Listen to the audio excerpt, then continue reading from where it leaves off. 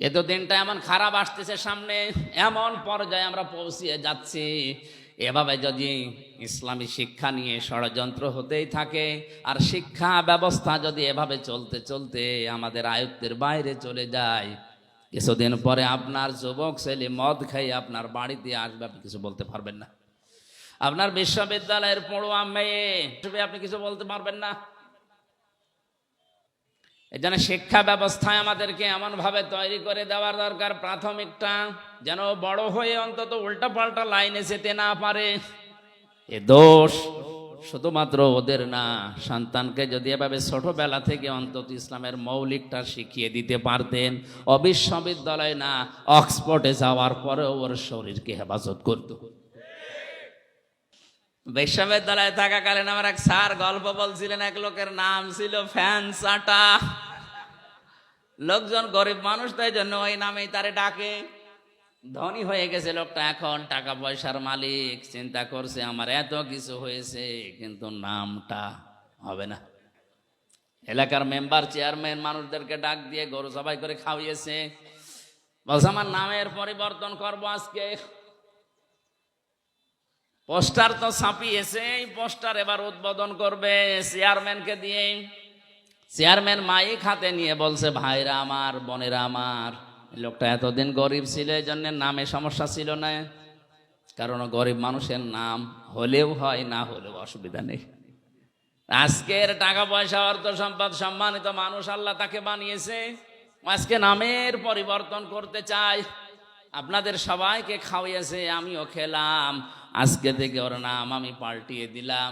ওর নাম এখন থেকে ফ্যান চাটা নয়, নাম হবে মধু চাটা। লোকটা মাইক হাতে নিয়ে বলছে, ভাইরা আমার, আমার গরু ছাগলও গেল, এলাকার মানুষ আমার বাড়িতে দাওয়াতও খেলো, আমার নামেরও পরিবর্তন হইলো, কিন্তু নাম থেকে ওই চাটাটা আর গেল না। আগে ছিলাম ফ্যান চাটা, এখন কি চাটা। এই জন্য আপনারা যারা গার্জিয়ান আছেন, মা বাবা বড় ভাই, তারা সন্তানের নামটা রাখবেন এমন ভাবে অন্তত নামের প্রভাব যেন তার কর্মজীবনে পাওয়া যায়। আসাদ, আসাদ মানে কি?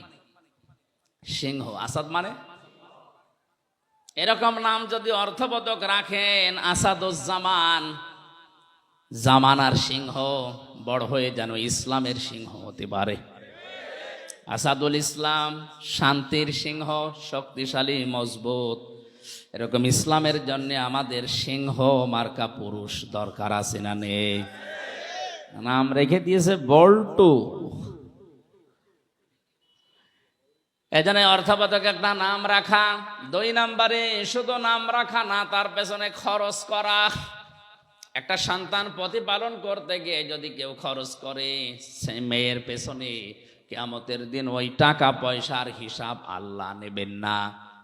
আপনার মেয়ের জন্য যদি একটা কিনে দেন, খেলনা কিনে দেন, মেয়ের লেখাপড়ার পেছনে, তার দিন এলেম শেখার পেছনে যত খরচ হবে, ওই টাকাগুলোর হিসাব দেওয়া লাগবে না। অনেককে এখন খরচ করতে চায় না, জায়গা মতো অকাজে খরচ করে। 3 নম্বরে এই মেয়েটাকে শুধুমাত্র শিক্ষা দেওয়া, মানে টাকা পয়সা খরচ করে তার পেছনে বড় করা না, তার পেছনে দ্বীনের শিক্ষা দেওয়ার জন্য ব্যয় করার সামর্থ্য অনুযায়ী। বাংলাদেশ সহ আমাদের মুসলিম দেশগুলোতে এখন বিশেষ করে এই লাইনে যেগুলো আছে, এই লাইনের গুলো আমরা ইসলামী শিক্ষা পুরুষদের তুলনায় মেয়েদেরকে অনেক পিছিয়ে দিয়েছি। পুরুষের মাদ্রাসা বা ইসলামী লাইনের যে সমস্ত শিক্ষা প্রতিষ্ঠান অনেক বেশি হয়ে গেছে, মেয়েদের গুলো একেবারেই কম। অথচ একটা মানুষকে মানুষ বানাতে হলে সবচাইতে বেশি ভূমিকা পালন করে যিনি, তিনি মা। এখানে যারা এসেছেন আজকে থেকে সিদ্ধান্ত নেবেন, আপনার মেয়েকে আপনি ডাক্তার বানাবেন, ইঞ্জিনিয়ার বানাবেন, বিশ্ববিদ্যালয়ের শিক্ষক বানাবেন, কোনো অসুবিধা নেই, কিন্তু পাশাপাশি প্রথমেই তাকে আগে ইসলাম মানতে গিয়ে যা লাগে ওই শিক্ষাটা দিয়ে নেবেন। আর এই শিক্ষাটা যেখানে পাওয়া যায় এরকম জায়গায় আপনি যাবেন, এটা তো পাওয়া যাবে।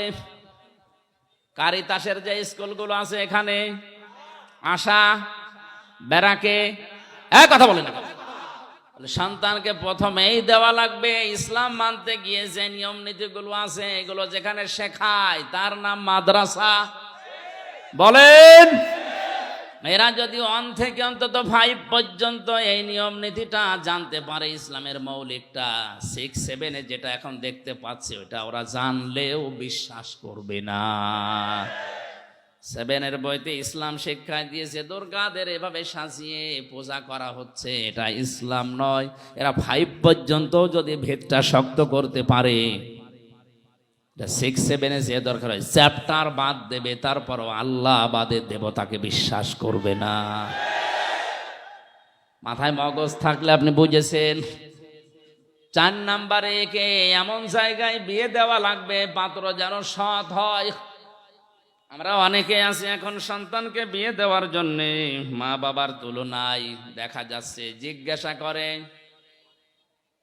ঘটক সাহেবকে যে আমার এই ছেলের এই যে জামাই বানাবো এর উপরই কামাই আছে, তো একটা হারাম জায়গা দেখে যদি স্বতঃস্ফূর্ত ভাবে জেনে বুঝে কোনো সন্তানকে আপনি হাতে তুলে দেন, আল্লাহর কসম ওই মেয়েটা কোনোদিন শান্তিতে থাকবে না। গভীর রজনীতে আপনার জামাই আসবে ডাল খেয়ে, লাল পানি খেয়ে, ওই সংসারে শান্তি থাকবে? একটা ভ্যান চালকের সাথে বিয়ে দেন, তার চরিত্র যদি ভালো থাকে, 5 ওয়াক্ত নামাজ অন্তত পড়ে, কষ্ট হয় তার শরীরকে চালাতে, সংসার চালাতে, কিন্তু রাত 12টার সময় ও লাল পানি খেয়ে মদ খেয়ে ঘরে আসবে না। বহু ধনী ধনী মানুষের সাথে আমি মিশে দেখেছি, ওপরে ফিটফাট, ভেতরে সদরঘাট, শান্তি নেই। বাড়ি যায় রাত 1টার সময়, নিজের বউ বাদ দিয়ে অন্যের স্ত্রীর সাথে ফুর্তি করে বাড়ি গেছে, যে দেখে নিজের যুবতী মেয়ে পেট নিয়ে বসে আছে। কি গো, কার? আল্লাহ দিয়েছে।